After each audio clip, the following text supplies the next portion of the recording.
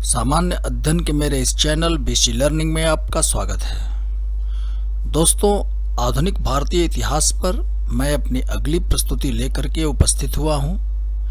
प्रस्तुत वीडियो में हम लोग भारतीय राष्ट्रीय कांग्रेस में उग्र राष्ट्रवादी विचारधारा के उदय एवं विकास पर चर्चा करेंगे।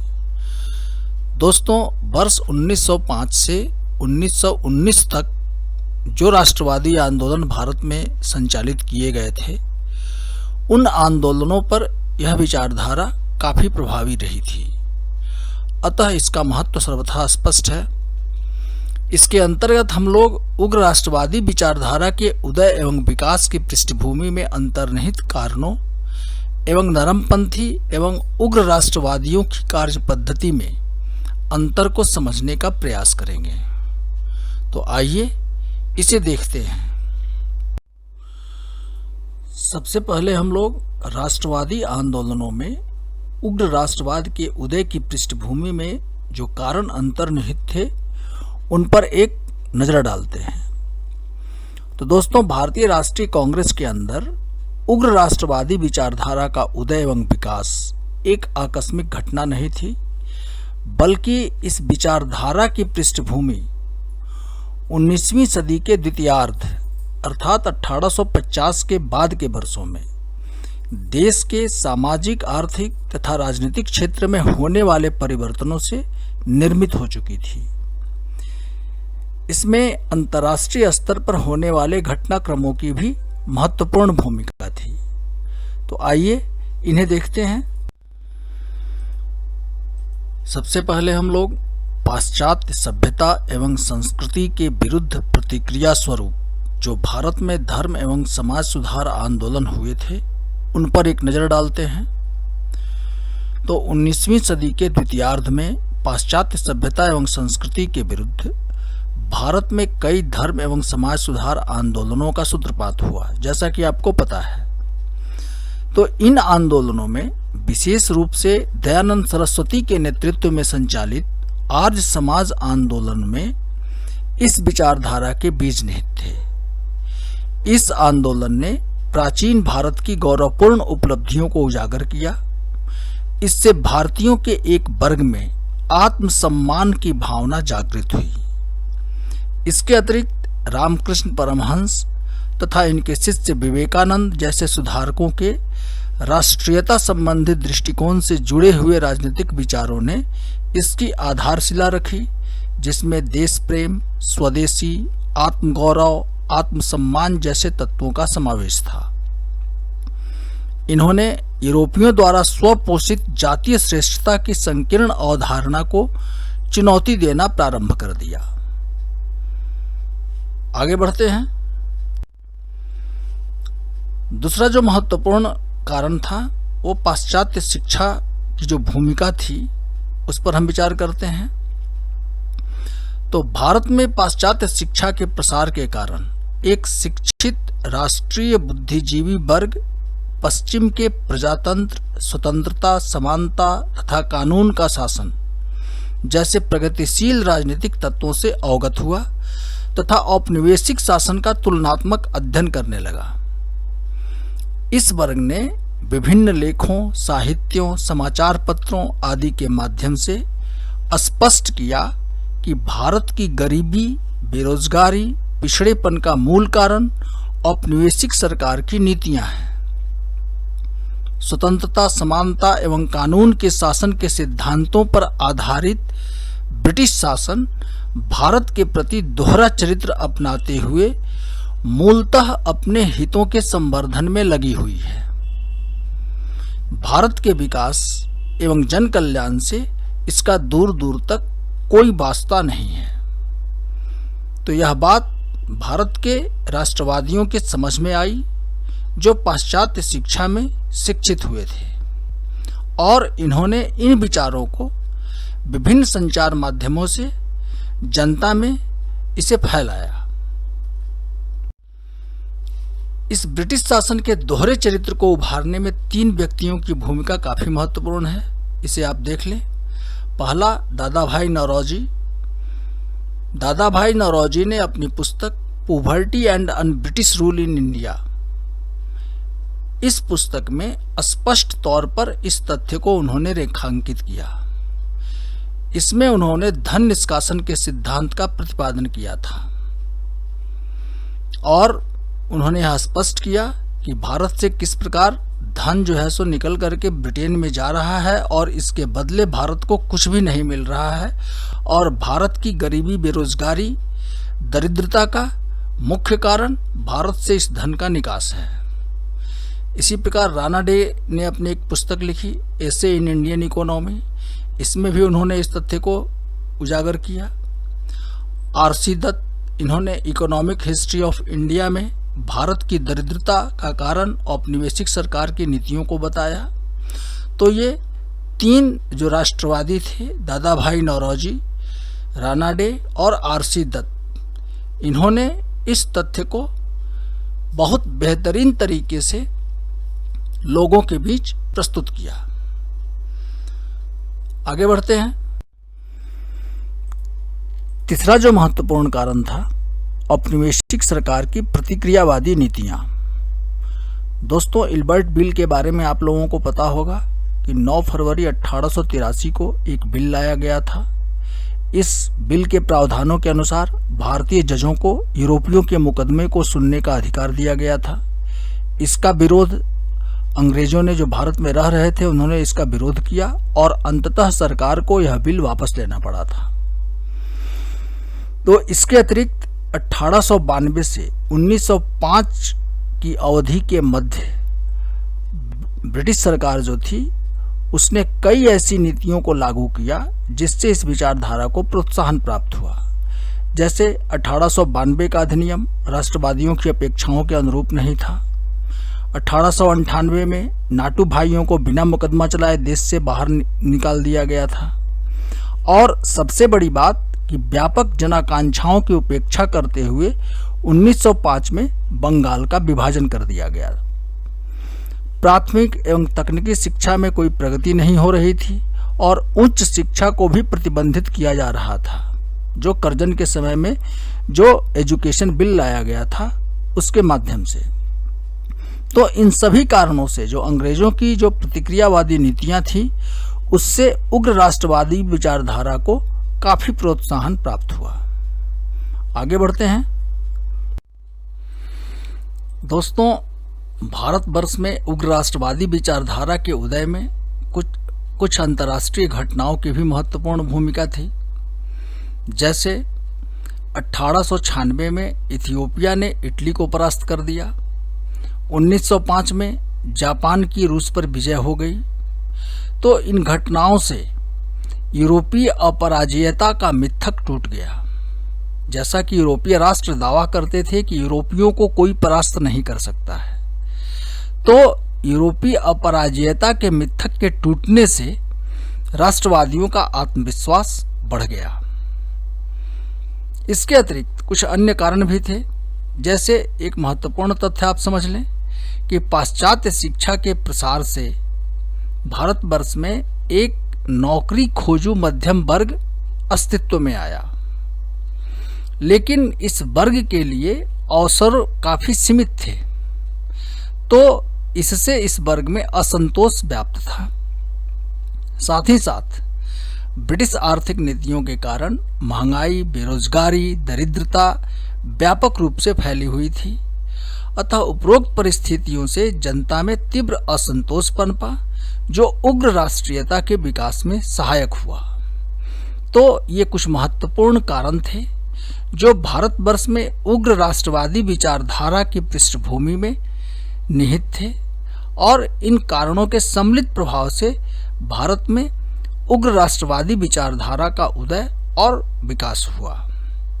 आगे बढ़ें। अब हम लोग कांग्रेस के अंदर जो उग्र राष्ट्रवाद की विचारधारा का उदय और विकास हुआ उस पर एक नजर डालें।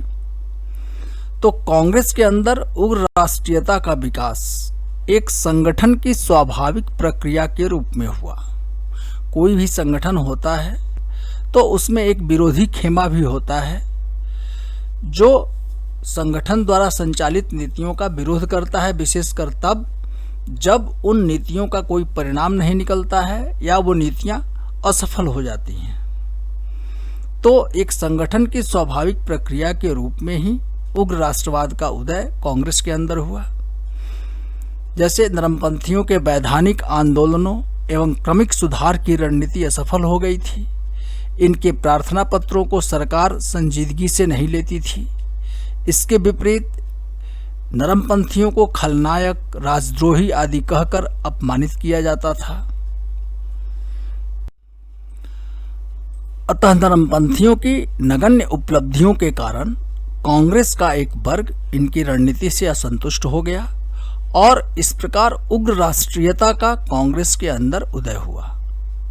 इस विचारधारा के जो सशक्त प्रतिनिधि थे, बंगाल में अरविंद घोष, बिपिन चंद्र पाल थे, महाराष्ट्र में बाल गंगाधर तिलक थे और पंजाब में लाला लाजपत राय थे। 1905 के वर्षों में 1919 तक इस विचारधारा ने भारतीय राष्ट्रीय आंदोलन को एक नई दिशा दी।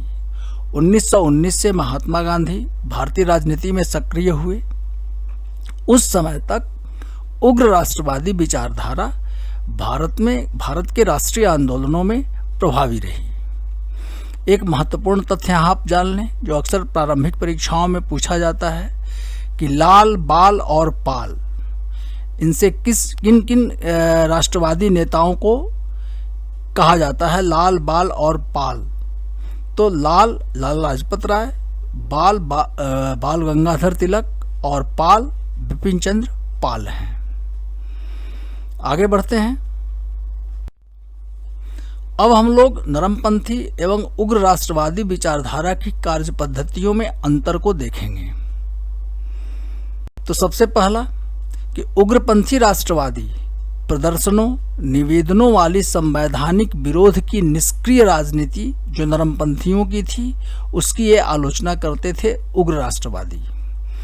इनका मानना था कि विरोध की उक्त पद्धतियां इंग्लैंड जैसे देश जहां निर्वाचित सरकारें होती हैं वहां प्रभावशाली हो सकती हैं, भारत जैसे औपनिवेशिक देश में नहीं जहां सरकार का मुख्य उद्देश्य अपने हितों का संवर्धन करना है।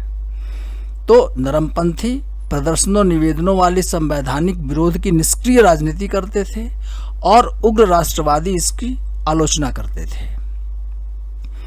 इसके विपरीत जो उग्र राष्ट्रवादी थे वह सरकार से पूर्णतः असहयोग करना चाहते थे, जिसके अंतर्गत ब्रिटिश वस्तुओं एवं प्रशासनिक संस्थाओं का बहिष्कार करना भी इसमें शामिल था।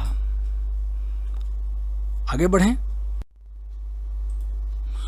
उग्र राष्ट्रवादी स्वदेशी को भारत के औद्योगिक एवं सामान्य आर्थिक विकास के लिए आवश्यक मानते थे।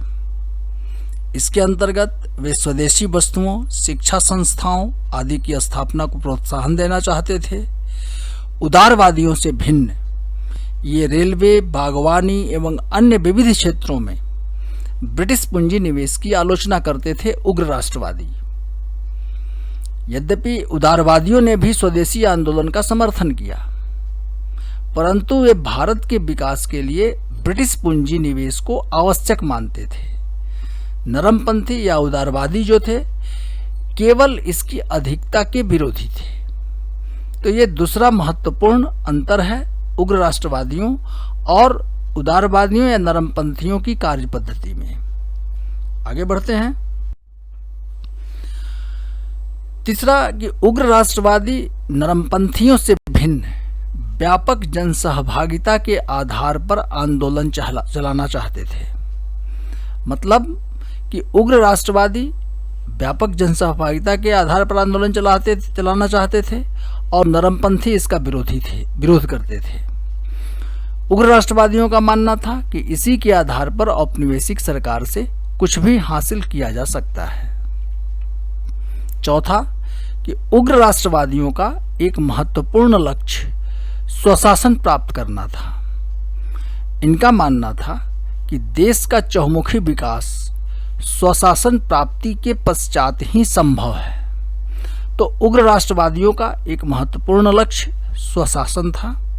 हालांकि उग्र राष्ट्रवादियों में स्वराज्य की व्याख्या को लेकर के या स्वशासन की व्याख्या को लेकर के मतभेद था। जैसे तिलक का स्वराज्य जो था या स्वशासन जो था वह औपनिवेशिक स्वशासन था, अर्थात ब्रिटिश सरकार के अंतर्गत ही शासन में वे स्वायत्तता के हिमायती थे, बाल गंगाधर तिलक।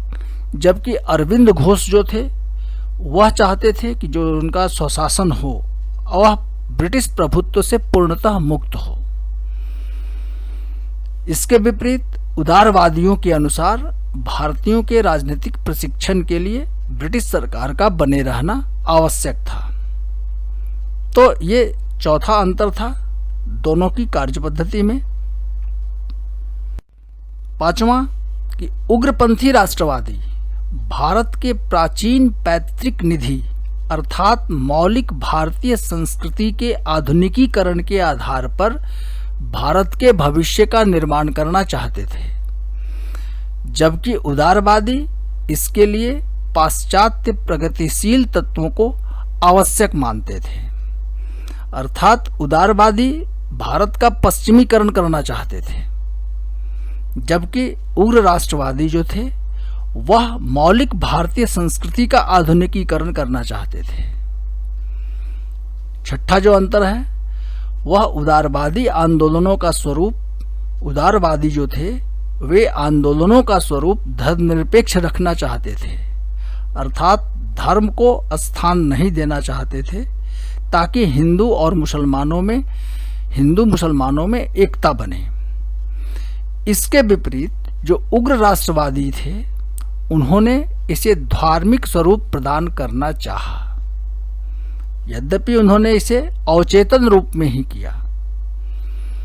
इस बात को आप समझें कि जब देश में सामाजिक सांस्कृतिक क्षेत्रों में जब काफी व्यापक अंतर था, भिन्नता थी, तो इसके बीच इन व्यापक भिन्नताओं के बीच धार्मिक एकता जो थी वह जन समुदाय को संगठित करने में महत्वपूर्ण भूमिका निभा सकती थी, ऐसा उग्र राष्ट्रवादियों का मानना था।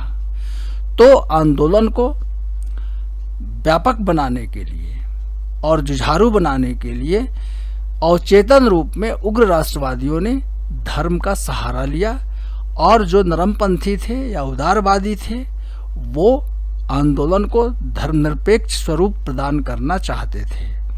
तो ये छठा महत्वपूर्ण अंतर था नरमपंथियों या उदारवादियों और उग्र राष्ट्रवादियों के कार्य प्रणाली में।